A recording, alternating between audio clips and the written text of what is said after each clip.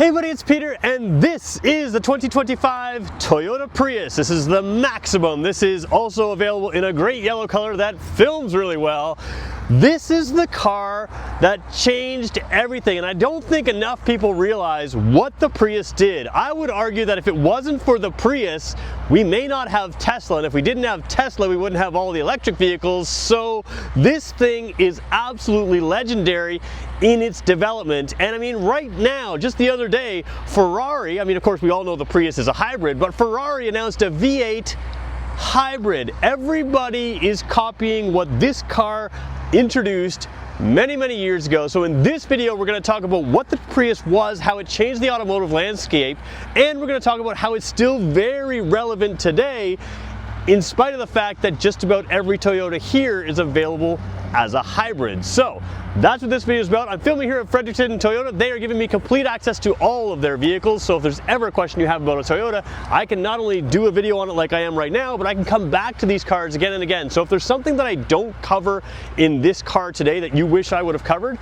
feel free to let me know, and do me a favor, hit subscribe. Now, for those of you who are my regular motorcycle crew who have seen my motorcycle videos, I am still doing motorcycles. There'll be lots of stuff. We're just adding some cars to the channel and talking about some things that are interesting in the general automotive and two-wheel, four-wheel landscape. So let's get going with this review. So let's briefly go back in time and talk about the very first Toyota Prius. Now, the very first Toyota Prius was not a hatchback. The idea with that is it was a weird looking car. It was kind of like a tall sedan. The idea was it was essentially a Corolla, but looked nothing like the Corolla because it had to be built differently. And it had a battery and electric motor that assisted the gas engine. A lot of people think that the Prius started the whole hybrid thing because it has been so popular, but it did not start the hybrid thing in North America. The Honda Insight took that credit, but the Honda Insight had one fatal flaw. First of all, manual transmission. Although there were still people that drove manual transmissions, that's what it had. It was less popular. It also only had 2 seats, whereas the Toyota Prius was a 4 or 5 seater. It was a proper car, 4-door car, and that meant that it started to gain a little bit of potential in sales. It really didn't take off to the next generation when they made it a hatchback, and we all know the Prius was known for being boring. Things have changed. So let's talk about the brief change to what you end up with here and why everybody is doing hybrid now.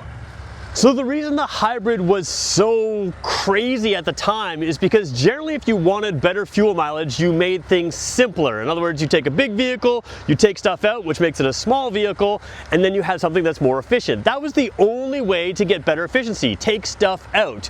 The Prius was different because it added stuff in. It added lead batteries, so there was a version of lead batteries back then, which they don't use anymore, which are heavy, and it added electric motors. And suddenly this thing was returning better mileage than a gas car could get, especially in town.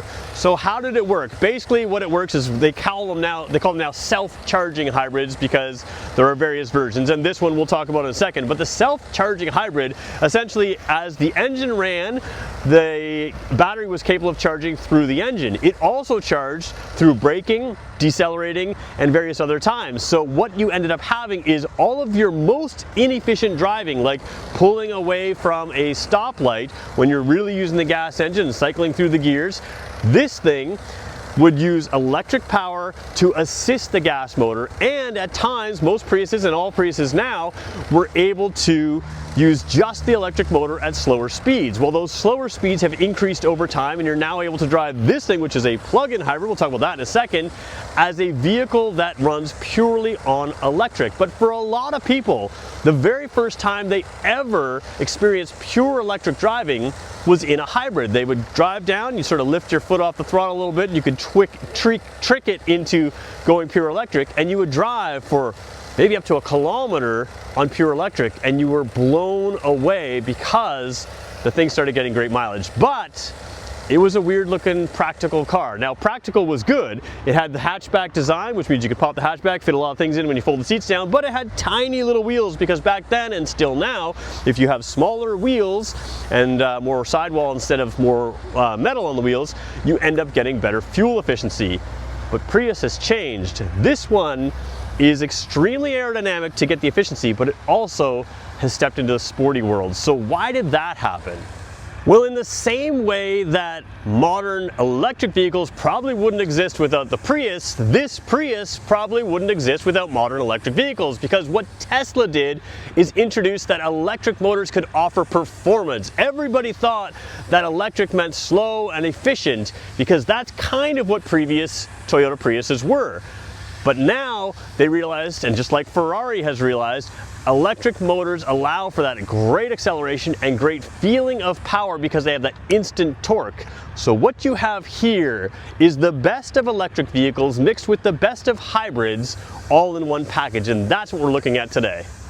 So what would be the best version of an electric vehicle? Something that is fast with instant torque and fun to drive and cool styling that is both aerodynamic for range, but also cool looking. This hits that, but you have to spend a long time charging electric vehicles, and this thing, if you just get it in the regular hybrid, now this is the plug-in hybrid, we'll talk about that in a quick second. If you get the regular hybrid, you fill it with gas, you maintain it like a gas car, and off you go as far as you want to go, but still get incredible mileage. And for the price of this compared to the price of an electric vehicle, you're getting great performance still. You're getting probably not a whole lot more in actual fuel costs, but the vehicle costs a lot less, and we'll talk about reliability later on in this video. So let's take a quick look inside and see what you get in a modern day Prius, because that's the other thing where this thing absolutely crushes some electric vehicles. So we're going fully wide angle here as we jump into this car, so it might skew the views a little bit here, but inside here you do have a sleek, sporty profile. I'm going to be honest with you, this is not a squared off profile. What it does do though is give you some electric vehicle type things. People who drive a modern electric vehicle want a modern big screen, and that's what you get here. I will apologize for this LED lighting here. It's going to blink in the camera at times. It does not blink in person, and that's this red light right now. So we've got a lot of things going on with this big, huge screen. This is probably a 13 or 14 inch screen. So we're going to choose English. We're going to get out of some of this stuff. We're going to set up later. We're going to exit. And you can set up all your apps and that kind of thing.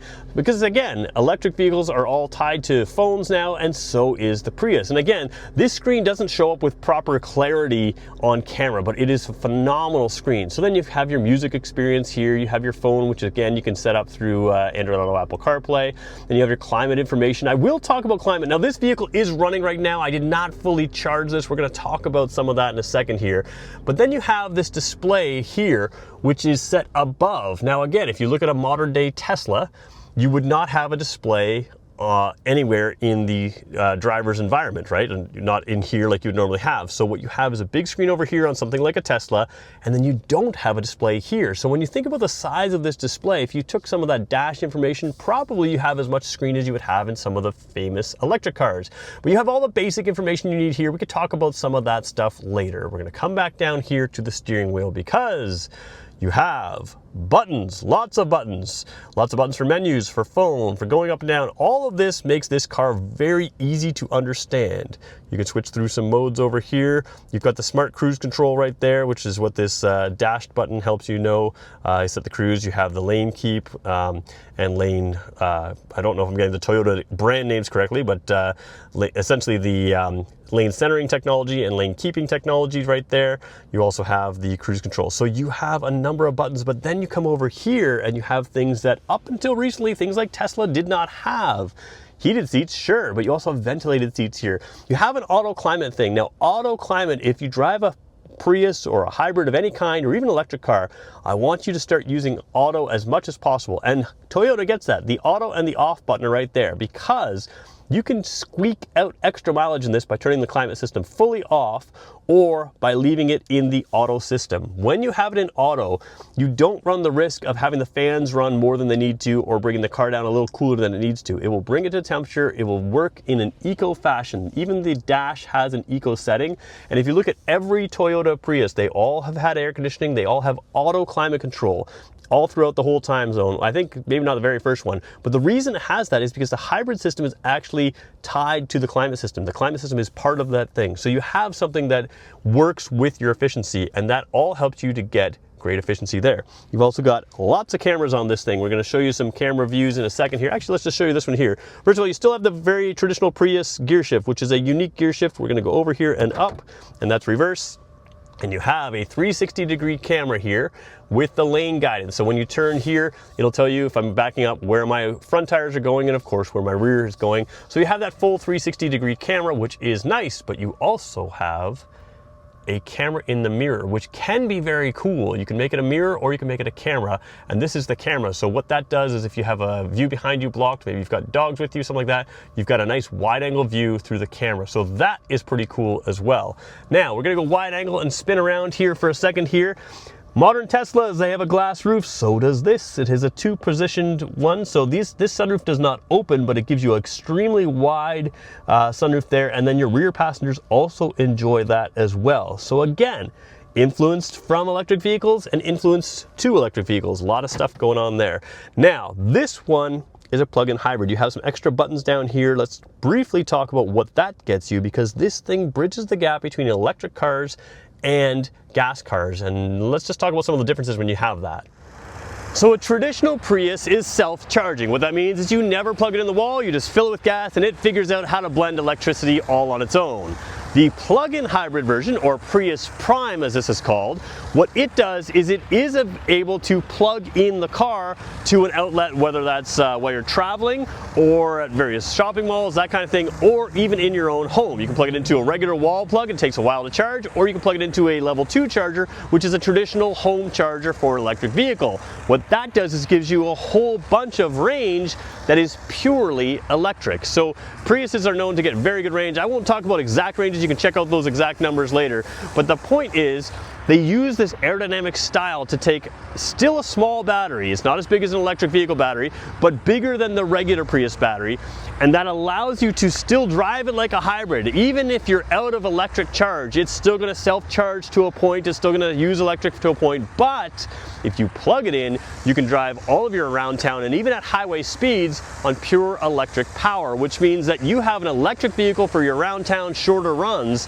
But if you decide to go across the country with no notice, you can still drive this. It works exactly as the hybrid would and still get you phenomenal mileage that way. It really is an interesting technology, and like I said, supercars are using this technology to get both power and to also get efficiency. It's a really cool system.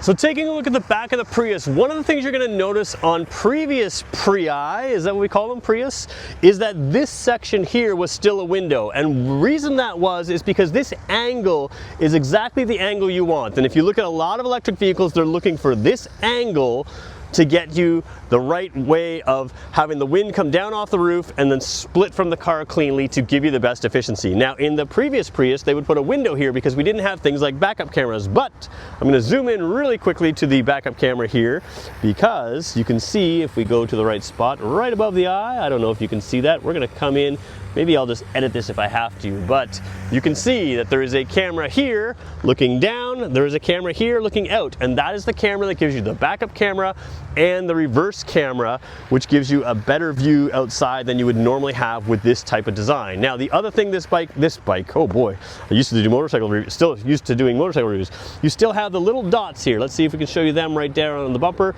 Those little dots right there in the center of your screen on the corner of the bumper, it has several of those. Those of course give you backup beepers, a little bit of warning. So again, backing up this car, despite the fact that you have this aerodynamic design that can be tougher to see out of when you're backing up, all of your camera systems and the audible warnings of beeping when you're close to something make this very easy to drive. One other thing that I just noticed on this 2025 model that I had not noticed before, inside that Fredericton Toyota license plate, there's the number if you want to give them a call, there's the website if you want to check them out, it does say since 1997, the original Prius since 1997. So one of the problems that the Prius has had along the way is it was not all-wheel drive, and while this particular vehicle is not all-wheel drive, Toyota also innovated in the Prius space and created a very unique all-wheel drive system, which is exactly what electric vehicles are also doing. Instead of having a drive line run through, which takes extra mechanical things, there's a reason that it makes it less efficient, there's extra weight, there's a whole bunch of reasons why you would not want a mechanical thing. You've already got a battery in this vehicle, so why not make the rear-wheel drive completely electric? And what that means is this is a front drive car, but if you get the all-wheel drive version, the rear wheels are purely electric. Now what that means is you can't have all-wheel drive all the time in it, But to be fair, all of the rest of the competitors that advertise all-wheel drive all the time, other than maybe some Subaru's things, most of them, when they have all-wheel drive vehicles, they give you the all-wheel drive when you need it, and then they ship all that power back to the front wheels just for efficiency. So the reality is that compared to all of its competitors, when you need all-wheel drive, it can react instantly. It is not a mechanical connection that has to clutch in, which takes some time. Electric motors can react instantly, and it gives you the ability to have all-wheel drive even in a Prius. And that makes this thing super, super versatile. So let's just talk about who this car is now for in 2025. So in 2025, this car is kind of an interesting thing because it has come down to mainstream prices. You used to pay a lot more to have a battery in your car, but really this is very mainstream vehicles. And in fact, it's so mainstream that Toyota has basically hybridized their entire lineup. So what that means is something like the Corolla, which again, the original Prius was kind of like a Corolla with a whole bunch of stuff.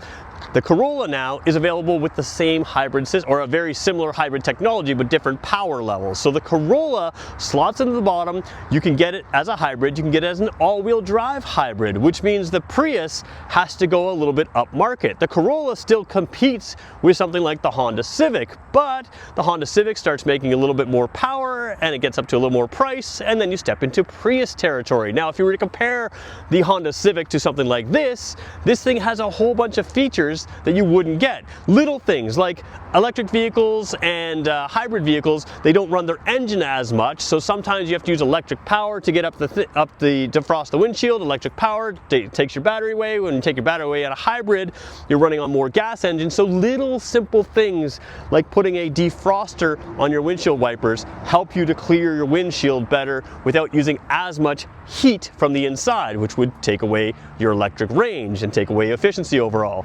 But you have things that you wouldn't have in a Honda Civic as well, like the full glass roof here. You have the lumbar adjustment, which you can't get in a high-end Honda Civic. You have the different style dash, the much larger screen, the ventilated seats, all of those things. So you're getting this vehicle potentially in line with a Honda Civic, but you're also moving it up to, you know, into that Camry type price, which means it competes with other vehicles in that class as well. What you are getting, no matter what, if you get a Prius, is phenomenal mileage.